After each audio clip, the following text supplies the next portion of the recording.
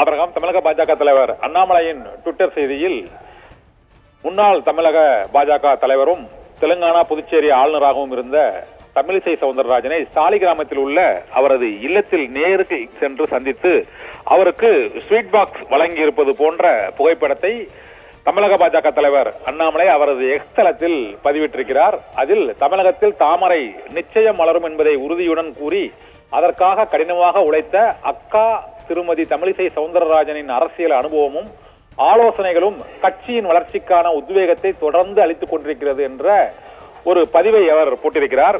நேற்று தமிழிசை சவுந்தரராஜனின் எக்ஸ் தளத்தில் உள்துறை அமைச்சர் அமித்ஷா சந்திரபாபு நாயுடு பதவியேற்பு விழாவில் தம்மை அழைத்தது தொடர்பாக பல்வேறு கருத்துக்கள் வெளியான சூழ்நிலையில் அமித்ஷா தமிழிசையை கண்டித்தாரா என்ற கேள்வி எழுந்தது. அப்போது எதிர்கால அரசியலுக்கான வழிகாட்டுதலையும் ஆலோசனையையும் தான் உள்துறை அமைச்சர் அமித்ஷா வழங்கினார் என்று எக்ஸ் தளத்தில் தமிழிசை சவுந்தரராஜன் பதிவிட்டிருந்தார். அண்ணாமலைக்கும் தமிழிசை சவுந்தரராஜனுக்கும் அதிமுகவுடன் கூட்டணி வைப்பது தொடர்பாக 2 பேட்டிகள் வாயிலாக சர்ச்சை எழுந்தது.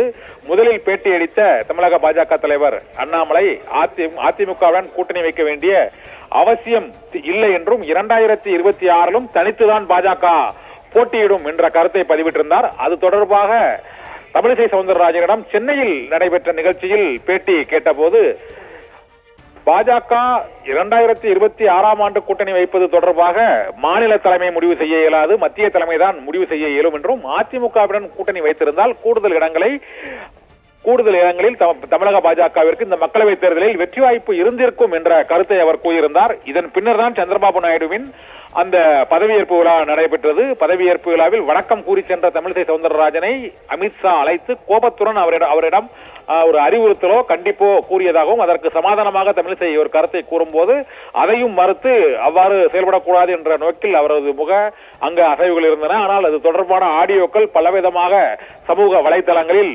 ஒளிபரப்பப்பட்டன. ஆனால் இந்த சர்ச்சை தொடர்பாக ஒரு 2 நாட்கள் அமைதியாக இருந்த சூழ்நிலையில் நேற்று தமிழிசை சவுந்தரராஜன் எக்ஸ் தளத்தில் அமித்ஷா தமக்கு அறிவுரையும் வழிகாட்டுதலும் தான் செய்தார் என்றும் அது தமிழகத்தில் பாரதிய ஜனதா கட்சியின் எதிர்கால வளர்ச்சிக்கு பயனுள்ளதாக இருக்கும் என்றும் பதிவிட்டிருந்தார்.